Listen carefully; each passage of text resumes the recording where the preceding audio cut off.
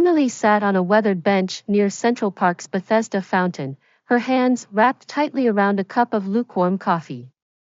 The city bustled around her, tourists taking photos, joggers passing by, couples walking hand in hand. But Emily felt invisible.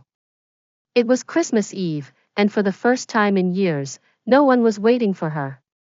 2 months ago, her world shifted. She and her fiancé, Mark, had broken off their engagement.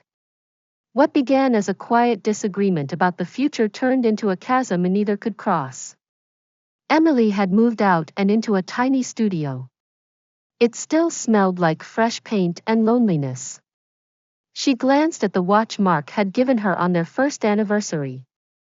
She hadn't been able to take it off. "Mind if I sit?" The voice startled her. An older woman, bundled in a red coat, smiled gently. Emily hesitated, then nodded. They sat in silence until the woman pulled out a sandwich and offered half to Emily. "You look like you could use this." Emily blinked. "Thank you." The woman's name was Claire. She had been coming to this bench every Christmas Eve for 10 years. "My husband proposed to me right here," Claire said softly. "He's gone now, but this is where I feel closest to him."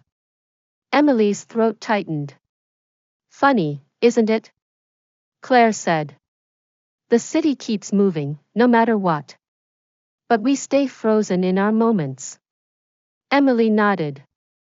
"Don't let the moment keep you," Claire said, her eyes kind. "Let it shape you." When Claire left, Emily remained. She looked down at the watch on her wrist, then carefully unclasped it. Standing, she walked to the edge of the fountain and let the watch drop into the water. The splash was soft, barely noticeable in the noise of the city.